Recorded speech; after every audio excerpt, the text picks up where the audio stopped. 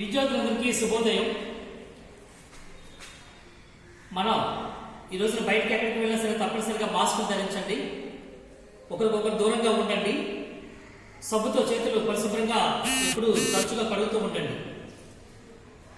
మనం ఈరోజు రెండో పీరియడ్కి వెళ్దాం. నిన్న మనం చెప్పుకున్న పాఠ్యాంశంలో CB1 నీడ్ సమీకరణాన్ని ప్రతిపాదించడానికి కిరణజన్య సంయోగక్రియ అని చెప్పుకున్నాం. ఈ ప్రయోగాలు చేస్తున్నప్పుడు ఈయన పర్పుల్ సల్ఫర్ బ్యాక్టీరియా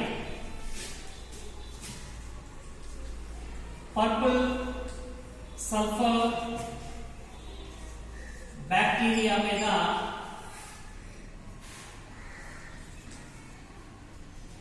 పై ప్రయోగాలు చేస్తున్న సమయంలో కిరణజన్య సంయోగక్రియలో కాంతి పాత్ర గురించి ఈయన కనుగొనడం జరిగింది. అంతేకాదు ఈ పర్పుల్ సల్ఫర్ బ్యాక్టీరియా కిరణజన్య సంయోగక్రియ జరుగుతున్న సమయంలో సాధారణంగా మొక్కల్లో అయితే నీటిని గ్రహించి H2O ఆక్సిజన్ విడుదల అవ్వడానికి మనం చూసాం. అదే ఈ పర్పుల్ సల్ఫర్ బ్యాక్టీరియాలో ఇది H2S ని గ్రహించి హైడ్రోజన్ సల్ఫైడ్ H2O కి బదులుగా H2O కి బదులుగా H2S ని స్వీకరిస్తుంది. ఆక్సిజన్ కు బదులుగా సల్ఫర్ విడుదలవుతుంది.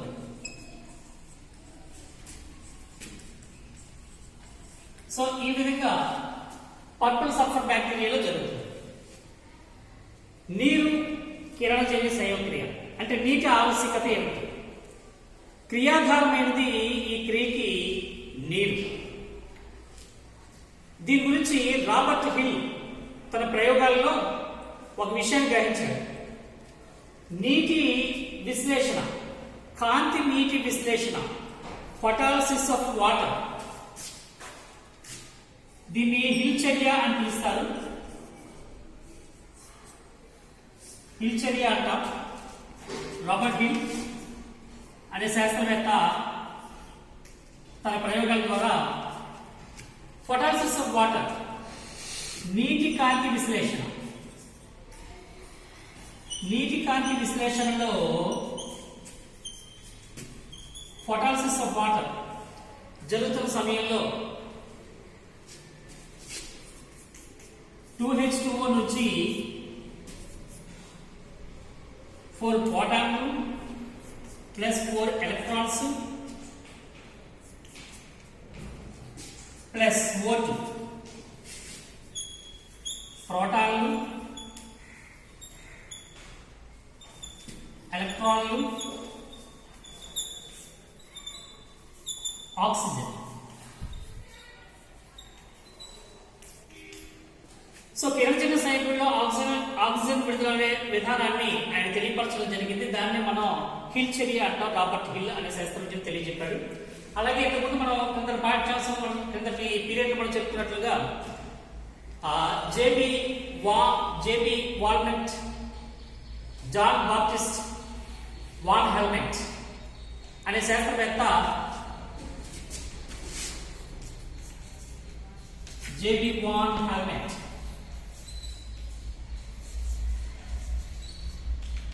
ఏడో తరగతిలో 10వ పాఠ్యాంశంలో మనం దీని గురించి చాలా విషయాలు నేర్చుకున్నాం. అందులో విల్లో మొక్కని కుండీలో 5 సంవత్సరాల పాటు పెంచితే ఆ 5 సంవత్సరాల్లో దానికి నీరు పోయకుండా వర్షం ద్వారా పడిన చినుకుల ద్వారా మాత్రమే అది 5 సంవత్సరాలు పెరగడం జరిగింది. మొదట్లో మొక్క మట్టి వీటి తాలూకా కుండీతో పాటుగా బరువులు తూచి చివరిలో 5 సంవత్సరాల తర్వాత మళ్ళీ వాటిని తూచినప్పుడు విల్లో మొక్కలో ద్రవ్యరాశి తేడా 74.47 kgs వచ్చింది. అదే మట్టిలో వచ్చిన తేడా చూస్తే 0.06 kgs మాత్రమే వచ్చింది. అంటే మట్టిలో నుంచి మొక్కల పెరుగుదలకు కావలసిన పదార్థాలు చాలా తక్కువ మోతాదులోనే తీసుకుంది. దాని పెరుగుదలకి కావలసిన పదార్థాలు నీరు అని చెప్పేసి, నీరు ప్రధానమైనది అని చెప్పేసి ఈయన ప్రయోగం ద్వారా తెలియజేయడం జరిగింది. ఆ ప్రయోగాన్ని ఒకసారి మీరు ఆ 7th క్లాస్ పుస్తకాన్ని తిరగవేయండి. అది 10వ లెసన్లో మీరు ఈ జేపీ బాండ్ హెల్మెట్ తాలూకా ప్రయోగం ఒకసారి చదవండి. అలాగే ప్రీస్లీ ప్రయోగం, జోసెఫ్ ప్రీస్లీ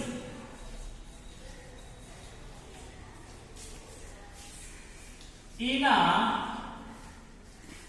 ఆక్సిజన్ వాయువును కనుగొనడం జరిగింది. ఈయన ప్రయోగంలో గంటచాడి ప్రయోగం అంటాం మనం. దీనికోసం ఈయన ఒక క్యాండిల్, కొవ్వొత్తిని, ఒక ఎలుక, పుదీనా మొక్కని, కుండీలో పెరుగుతున్న పుదీనా మొక్కను తీసుకొని ఈ ప్రయోగం నిర్వహించడం జరిగింది. ఖర్చు అవుతున్న ఒక వాయువును గుర్తించాడు. చూద్దాం.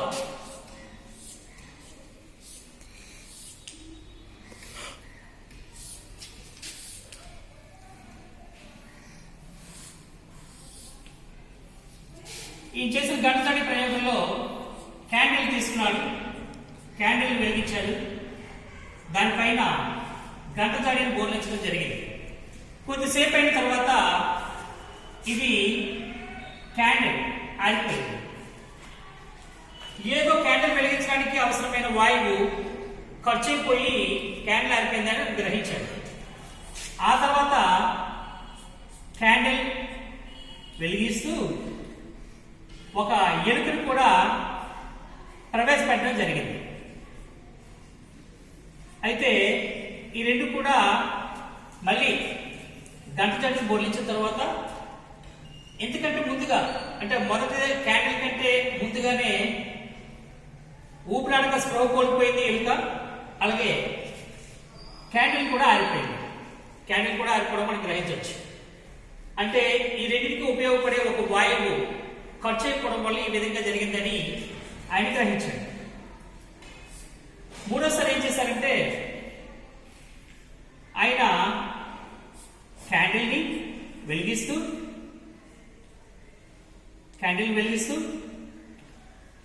ఒక కుండీలో పెరుగుతున్న పుదీనా మొక్కను తీసుకొని, అలాగే ఒక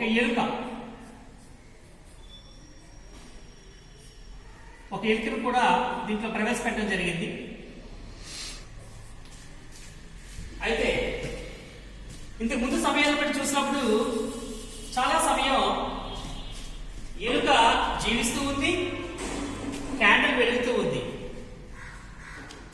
దానికి గల కారణం ఏంటంటే ఈ ఎలుక జరిపే శ్వాసక్రియ, అలాగే క్యాండిల్ వెలగడం వలన దీని లోపల ఉండే గాలిలో ఏదో ఒక వాయువు, అంటే ఆ గాలిని కలుషితం చేసే ఒక వాయువు విడుదలవుతుంది.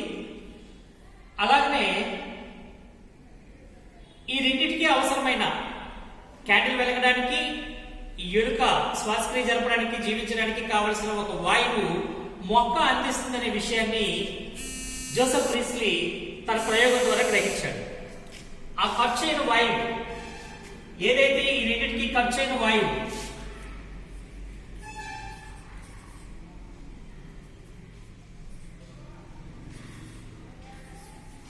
ఖర్చైన వాయువుని గుర్తించడం జరిగింది. 1774. అయితే తర్వాతే లెవోయిజర్ అనే శాస్త్రవేత్త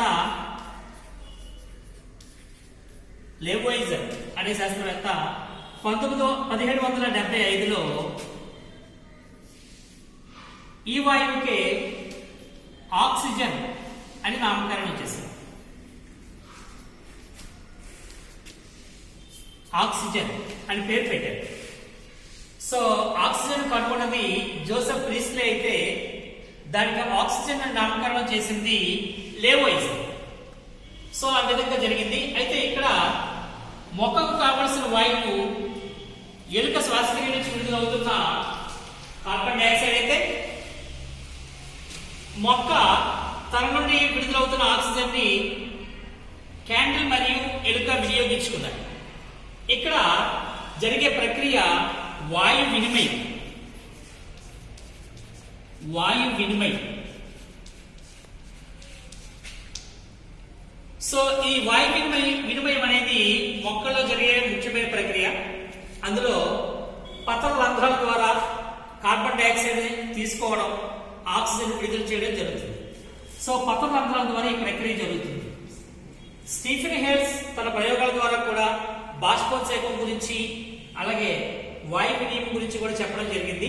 స్టీఫెన్ హెల్స్ 7th క్లాస్ లో మనం నేర్చుకున్నాం, ఒకసారి చూడండి. ఇక్కడ పత్ర రంధ్రాలు అనేవి సహాయపడతాయి కార్బన్ డైఆక్సైడ్ ని లోపలికి తీసుకోవడం, అలాగే ఆక్సిజన్ అధికంగా ఉన్న ఆక్సిజన్ ని కిరణజన్య సైకిల్ లేకపోయిన ఆక్సిజన్ ని బయటకు విడుదల చేయడం అనేది జరుగుతుంది. అది పత్ర రంధ్రాల ద్వారా జరుగుతుంది. అలాగే కాండము వేరులో ఉండే స్పంజి కణజాలంలో ఉండే లెంటిసెల్స్ ద్వారా కూడా ఇది జరుగుతుంది. లెంటిసెల్స్. సో పత్ర రంధ్రాలు, లెంటిసెల్స్ ద్వారా వాయు వినిమయం జరుగుతుంది.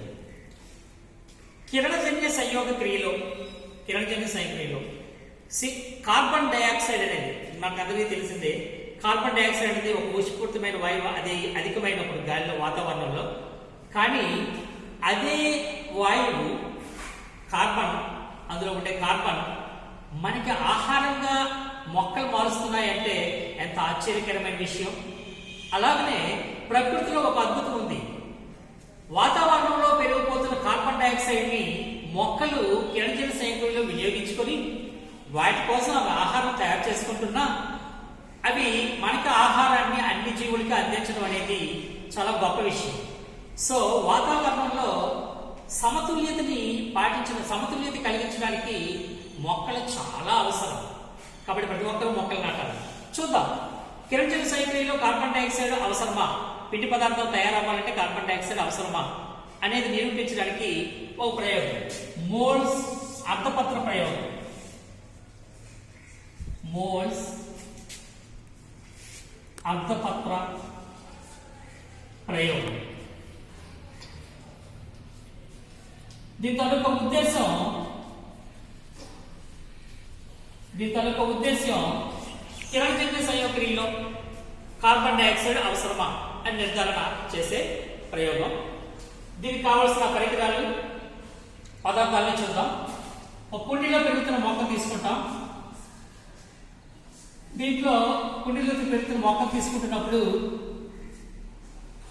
పత్రాలు వెడల్పు తక్కువ, పొడవు ఎక్కువగా ఉండే పత్రాలు కలిగిన మొక్కను తీసుకోవడం ప్రయోగానికి చాలా మంచిది. సో పొడవుగా ఉండే, వెడల్పు తక్కువగా ఉండే పత్రాలు కలిగిన మొక్కను మనం తీసుకుంటాం.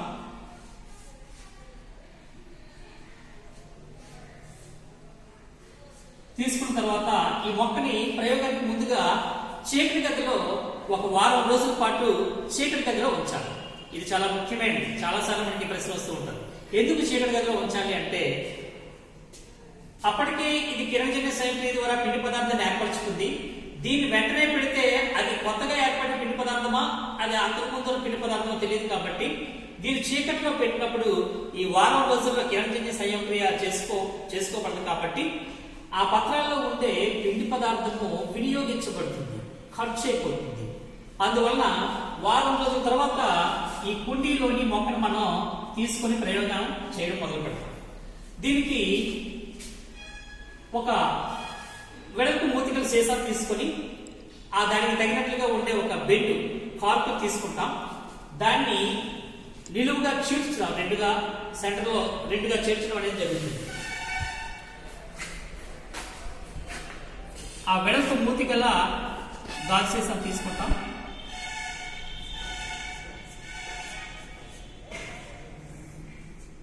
ఇది తీసుకునేటప్పుడు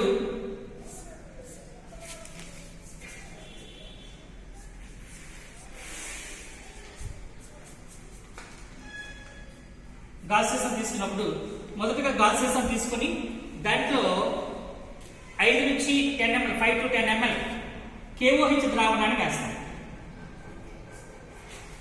KOH ద్రావణాన్ని వేస్తాం. పొటాషియం హైడ్రాక్సైడ్ ద్రావణాన్ని వేస్తాం.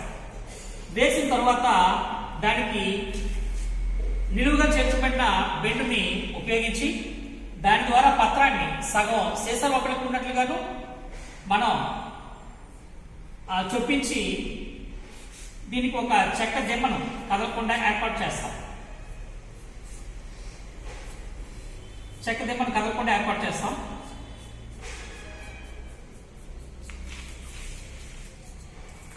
సో ఇప్పుడు ఈ సీసా లోపలికి గాలి చొరబడకుండా ఉండడానికి వ్యాజ్లైన్, ఏదైతే గాలి చొరబడే ప్రదేశం ఉంటుందో అక్కడ వ్యాజ్లైన్ రాస్తాం. వ్యాజ్లైన్ పూసిన తర్వాత దీన్ని ఈ అమరికను తీసుకొని మనం బయట ఎండలో పెడతాం. కొన్ని గంటలు అయిన తర్వాత, ఒక 5-6 గంటలు అయిన తర్వాత మనం ఏదైతే ప్రయోగానికి ఉపయోగించామో పత్రాన్ని, సీసాలో ప్రవేశపెట్టిన పత్రాన్ని బయట ఉండే ఇంకో పత్రాన్ని తీసుకొని అయోడిన్ పరీక్ష చేస్తాం. ఇది కుండీలో పెరుగుతున్న మొక్క. ఇది కుండీలో పెరుగుతున్న మొక్క.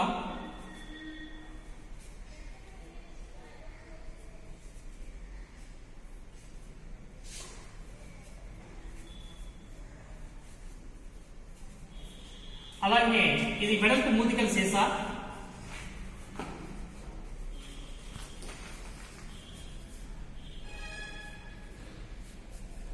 ఇది పొటాషియం హైడ్రాక్సైడ్. పొటాషియం హైడ్రాక్సైడ్ ద్రావణం. ఈ తాలూకా ముఖ్యమైన పని కార్బన్ డైఆక్సైడ్ ఇది గ్రహిస్తుంది, శ్వాసను చెందించుకుంటుంది. పొటాషియం హైడ్రాక్సైడ్ సీసాలో ఉండే కార్బన్ డైఆక్సైడ్ ని పీల్చుకుంటుంది. Potassium hydroxide. సో ఇది ఈ విధంగా చేసిన తర్వాత మనం ఒక 5-6 గంటలు బయట ఉంచిన తర్వాత ఈ పత్రాన్ని, అలాగే వేరే పత్రాన్ని కూడా తీసుకొని రెండింటిని ఇంతకు ముందు చెప్పుకున్నట్లుగా పిండి పదార్థ పరీక్ష, అయోడిన్ పరీక్ష అంటాం, అయోడిన్ టెస్ట్. సో అది చేస్తాం. చేసినప్పుడు మనం ఈ సీసాలో ఉంచిన ఈ పత్రం అయోడిన్ పరీక్షలో సగభాగం ముదురు నీలి రంగులోకి మారుతుంది.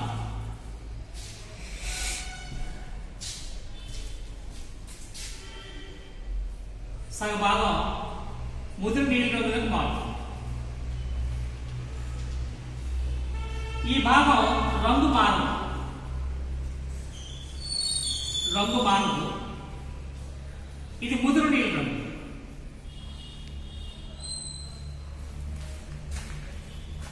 అలాగే ఇంకొక పత్రం తీసుకున్నప్పుడు రెండవ పత్రం మొత్తం నీలి రంగుగా మారుతుంది.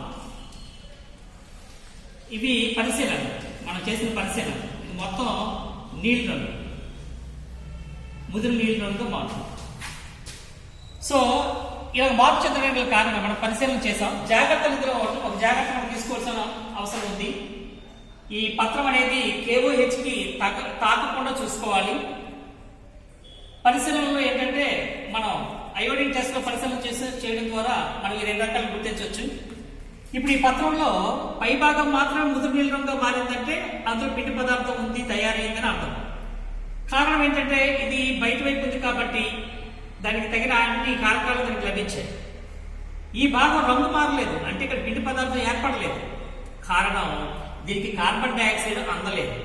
ఎందుకు అందలేదు అంటే ఇక్కడ ముఖ్యమైనది KOH ద్రావణం, పొటాషియం హైడ్రాక్సైడ్ ద్రావణం ఆ సీసాలో ఉన్న కార్బన్ డైఆక్సైడ్ గ్రహించడం వల్ల, పీల్చుకోవడం వల్ల ఇక్కడ కార్బన్ డైఆక్సైడ్ లేదు.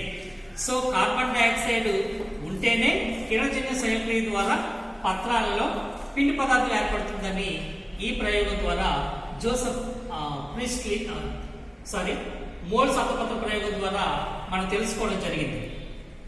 సో కిరణజన్య సంయోగక్రియలో పిండి పదార్థం ఏర్పడాలంటే తప్పనిసరిగా కార్బన్ డైఆక్సైడ్ అవసరం. ఈ పరీక్షలో KOH గురించి చాలా చక్కగా తెలుసుకోవాలి. ఎందుకంటే KOH ద్రావణాన్ని ఎందుకు వేసామనేది ప్రశ్న ఇలా అడుగుతూ ఉంటారు. అలాగే చీకట్లో ఎందుకు 4 రోజులు ఉంచాలనేది కూడా ముఖ్యమైన విషయం. సో ఈ విధంగా ఈ ప్రయోగాన్ని మరొకసారి మీరు ఇంటి దగ్గర చదివి ఈ ప్రిస్ట్లీ ప్రయోగం, అలాగే మోల్స్ అర్థపత్ర ప్రయోగం, అలాగనే ఈ సమీకరణ జ్ఞాపకం ఉంచుకోండి. అలాగే రాబర్ట్ హిల్ చర్య, సిబిల్ మార్టిల్ సమీకరణం జాగ్రత్తగా జ్ఞాపకం ఉంచుకోండి. దీనికి తగిన నోట్స్ రాసుకోండి. మూడవ పీరియడ్ లో మరికొన్ని విషయాలు నేర్చుకుందాం. చక్కగా ఈ బొమ్మలు డయాగ్రామ్స్ తో నేర్చుకుని ఇంటి దగ్గర ప్రాక్టీస్ చేయండి. డయాగ్రామ్స్ చక్కగా ఈ ప్రయోగం గురించి తెలుసుకోండి. సందేహాలు ఏమైనా ఉంటే ఈ ఫోన్ నెంబర్ కి డయల్ చేసి మీ సందేహాన్ని గురించి చేసుకోవచ్చు. కాబట్టి సద్వినియోగం చేసుకోండి సమయం. All the best. God bless you. Bye.